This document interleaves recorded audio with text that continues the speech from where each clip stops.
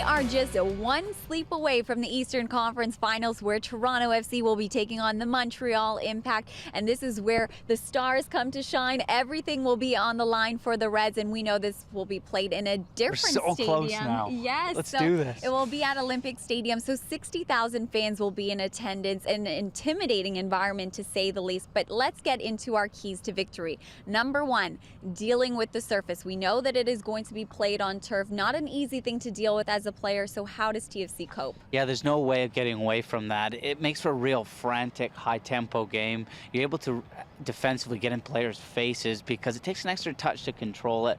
That middle of the park will be a bit of a war zone, and because players' heads are down trying to control it, and there's a lot of high pressure, back fours are able to squeeze higher up the pitch. Also because it's so the turf's so hard, any through balls run into their keeper. It's important that TFC don't make any mistakes at the back, and even if necessary, go a little bit direct. And if you've got a big target man like Josie Altidore up there, why not? And number two, set pieces. We saw that was a focus here in training the whole week leading up to the match. So how will TFC capitalize that on themselves, as well as dealing with it defensively? In the first leg, I expect a real tight game, and I think set pieces will become so important. In the playoffs so far, Michael Bradley, his delivery's been spot on. TFC have some huge targets in Hagland, Zavaleta, Drew Moore coming up, Josie Altidore.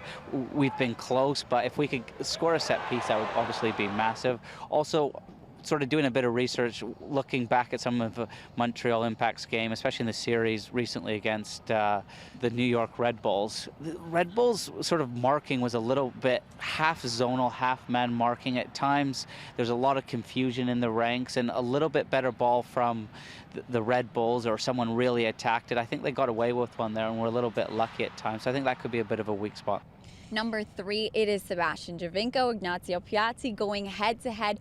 So we know that Piatti can be a little elusive. He pops up in areas that you wouldn't expect. How does TFC defend him? At times he almost cheats a little bit, and he'll let Beitashour get forward, knowing that, you know what, if the ball does come to me, I'm such a massive threat. And for me, I think it's Zavaleta. He's the one. He's the key. If he can do what he did against David Villa in the last round, I think that's almost enough to say TFC will go through to the final. It's important that Zavaleta gets cover from Drew Moore, Michael Bradley coming across, and that he gets it is sort of balance of how close to get to him. If you get too tight, Piatti's got the ability to spin you with his body, but if he sits off him, Piatti, as we saw at the end of the regular season, he's got the ability to stick it into the top corner or cut inside, and he's got that one in the locker where he just feeds the ball, that in-swinging cross to Mancosu or to Dominic Aduro coming in at the back post. Don't you wish you were playing? Dust off the boots? I do, but you know what, I think, as we've touched on, the midfield right now is one of TFC's strength. They're so good and